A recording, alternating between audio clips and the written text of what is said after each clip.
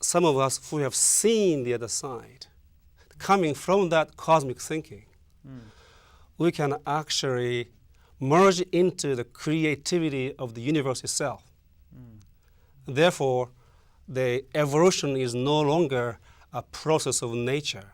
We become the creativity itself. Therefore, the evolutionary process becomes the creative process.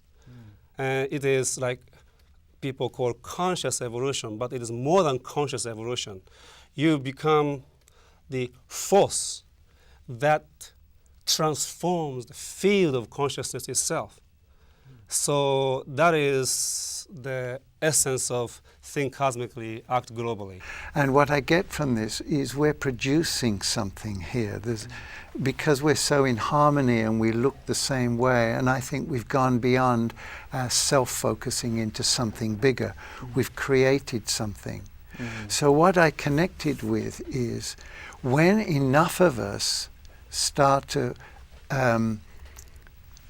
get rid of the terms them and us, when there's only us, there is no them, we'll bring a new energy and it'll happen on its own. But while we've got this division in any way, which is also on the inside, because we've got a them and us on the inside, the part we accept and we don't accept, as these come together and then we all start to see that everybody that's starving is us, that these are our children. Everybody is really one. It isn't just a New Age saying, it is a fact. We are all connected.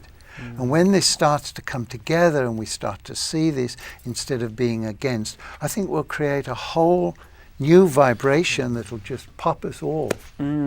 All. What's your opinion, Djenne? I mean, you've been working in the field of understanding humanity from a kind of astrological level. Is that time coming soon? Could you see that? Yes.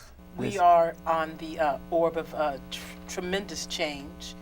And just from saying as being a teacher and working in the Black community, there is a lot of work that has to be done educationally for people to love themselves and not hate themselves, so that the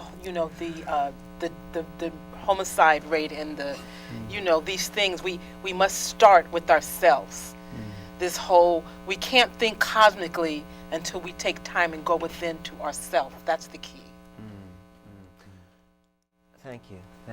And in Egypt, I mean, if you want to bring a historical perspective to this discussion, because Egypt was a society that did attain a level of high consciousness.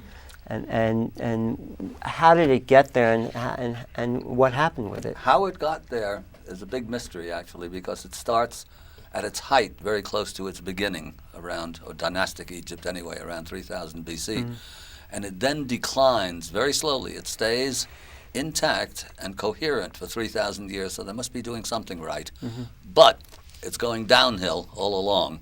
And I think this has actually takes us into a discussion which we won't get into because we don't have time, but into the whole Hindu idea of the Kali Yuga, of the Yuga cycle, in which there is a huge cycle of humanity of, in Platonic terms, a golden age, a silver age, a bronze age, right, but and an iron age. We're coming back. It seems like from this discussion we're coming back now to the top of that cycle. I mean, well, no, we're coming maybe out of the bottom of it, right. Possibly, maybe. Okay. I must say, I'm less of an optimist than some of the other people at the table here, because I think that it's going to get worse before it starts getting better. But it might do that. But again, there are basically, I see it that there are three ways to learn a lesson. There's the hard way, there's the harder way, and then the third one I'll tell you in a second. The hard way is if you want to be a violinist or a baseball player, every bit of your energy has to go into mastering that particular skill. That's hard, but there's a joy to it. The harder way is if you're an alcoholic or a drug addict, you have to hit the absolute bottom, and then you have a choice. You're going to die or you're going to do whatever you can to survive. Right. That's the harder way. And then the third way is the grace of God, and you can't count on that. That's true.